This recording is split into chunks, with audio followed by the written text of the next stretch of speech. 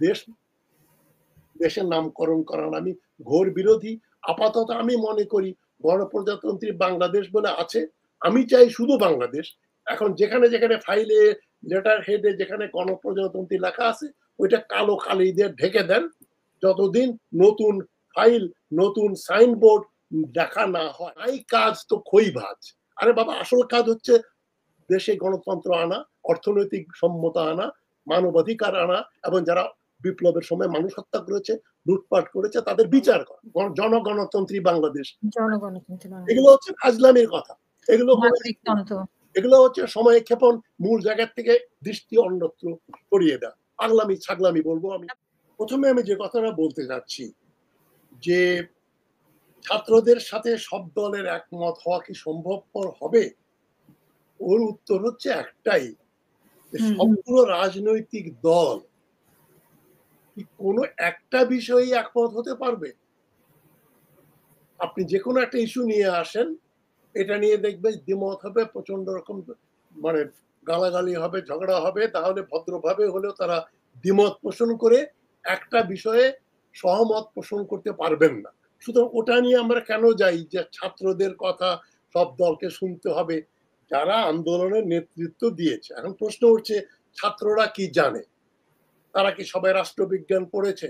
তারা তাহলে দেখেন তাদের বয়স অল্প, বুঝে কম। বুঝে কম না, বয়সের একটা ইয়ে আছে, আবেগ আছে। পিট, মিস্টার পিট প্রধানমন্ত্রী হয়েছিলেন অনেক অল্প বয়সে, এরকম 20-21 বছর বয়সী। নেপোলিয়ন যখন ক্ষমতা দিয়ে বিপ্লব সাধন করছেন 20 বছর বয়স। বয়স ফ্যাক্টর না। আবার 90 বছরের বহু লোক আছে অথর্ব, 70-40 বছরের অথর্ব লোক। বয়স দিয়ে বয়স কম তুমি বাদ, আর বয়স বেশি তাকে শ্রদ্ধা করে মাথায় বসাতে হবে, দুটোই ভুল। ছাত্ররা কিন্তু একা না, ছাত্রদের সঙ্গে আরো ব্রেইনস কাজ করছে। ছাত্ররা যেটা বলছেন, ছাত্ররা একাই কিন্তু বলছে না, ছাত্রদের সঙ্গে অনেকেরই পরামর্শ হয়। এটুকু আমি বলছি আপনাদের। ছাত্ররা যে পেছনে একটা শক্তি কাজ করে তাদের পেছনে। ছাত্ররা যে কথা বলছে তারাই শুধু কথা বলছে না, তাদেরকে দিয়ে বলানো হচ্ছে কারা বলছেন, নেপথ্যে কারা আছেন, এটাকে অস্বীকার করতে পারবেন না। তবে ছাত্ররা যে 69 আন্দোলন, আইয়ুব খানকে সরানো ছাত্রদের আন্দোলন দিয়েই, এবং সেই আন্দোলনের পরে আইয়ুব খান রিজাইন করতে বাধ্য হলেন। এই 71 সালের স্বাধীনতা, এটাও তো মূলত আসম আব্দুর রব এদের নিয়ে ছাত্র নেতাদের আন্দোলন। তারা যেটা বলছেন শেখ মুজিবুর রহমান সেটা করছেন। এই যে এবারের সংগ্রাম আমাদের মুক্তির সংগ্রাম, এবারের সংগ্রাম স্বাধীনতার সংগ্রাম, এটা তো ছাত্রদের লিখে দেয়া। সিরাজুল আলম খানের অটোবায়োগ্রাফি পড়ে দেখেন, উনি বলছেন এই কথা বলেছি যে মুজিব ভাই, উনি বঙ্গবন্ধু বলতেন না তখনও, মুজিব ভাই আপনাকে এই কথাগুলো বলতে হবে। সুতরাং ছাত্রদের তুচ্ছ তাচ্ছিল্য করবেন না। যেটা এই 16 বছরে সবগুলো রাজনৈতিক দল মিলে করতে পারেন নাই, তাদের আমি আন্ডারমাইন করছি না, তারা চেষ্টা করেছেন, বিশেষ করে বিএনপি, কিন্তু তারা যেটা করতে সফল হননি, ছাত্ররা সেটা করতে সফল হয়েছে। কেননা তারা বুকের তাজা রক্ত দিতে তৈরি। এক পুলিশের কথা মনে নেই, মন্ত্রীকে বলছে স্যার একটাকে গুলি করি, ওইটা পড়ে যায়, পাশেরটা স্যার দাঁড়ায় থাকে, সে পালায় না। ওই দিনই তো হাসিনা শেষ।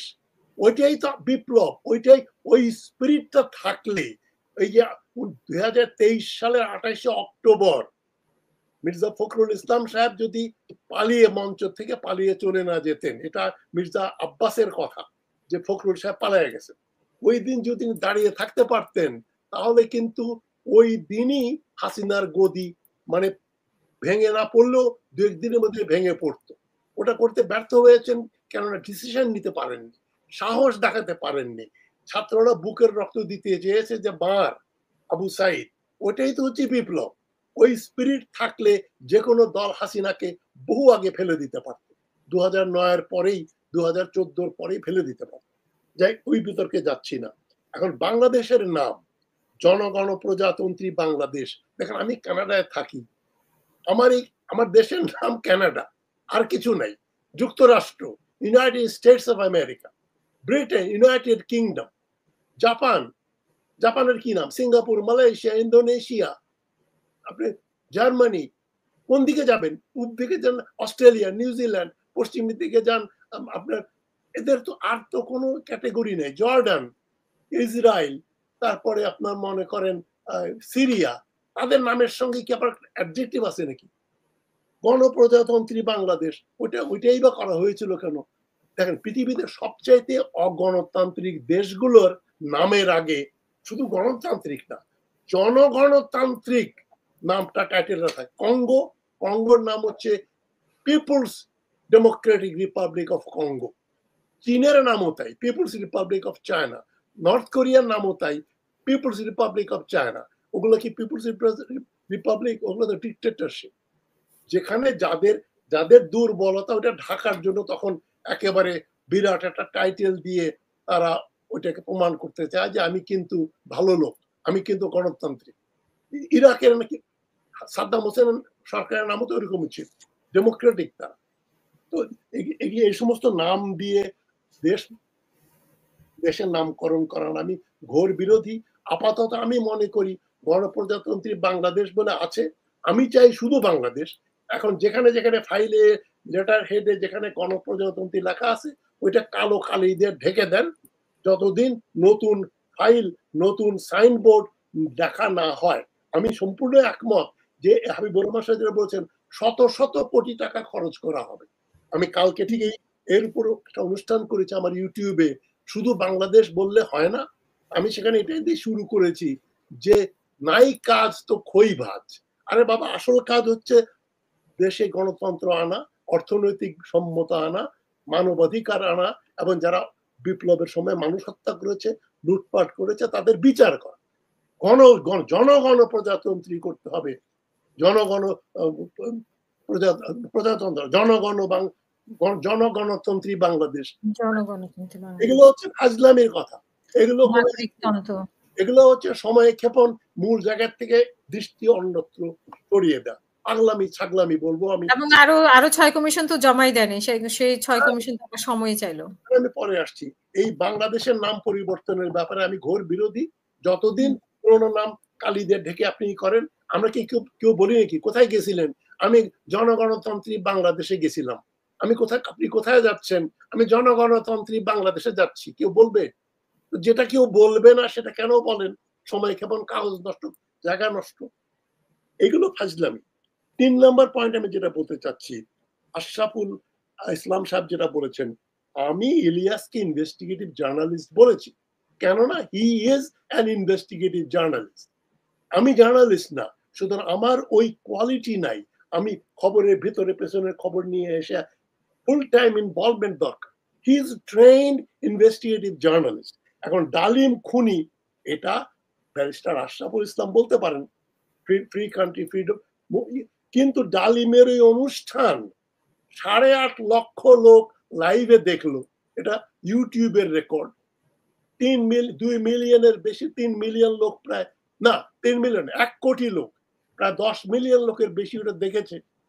তো এটা কি ডালিমের পপুলারিটির জন্যই? তো ডালিম যে কথাগুলো বলেছেন তার সঙ্গে সম্পূর্ণ আমি একমত নই।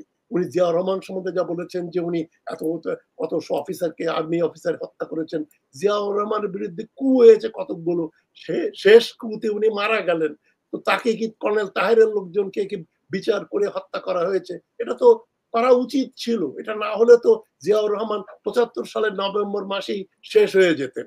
সুতরাং ওই ডালিমের ওই কথাগুলোর সঙ্গে একমত নই। তবে ডালিম খুনি এটা আমি বিশ্বাস করি না। 15ই আগস্টের বিপ্লবের সময় তো আমি ঢাকা বিশ্ববিদ্যালয়ের শিক্ষক, লেকচারার।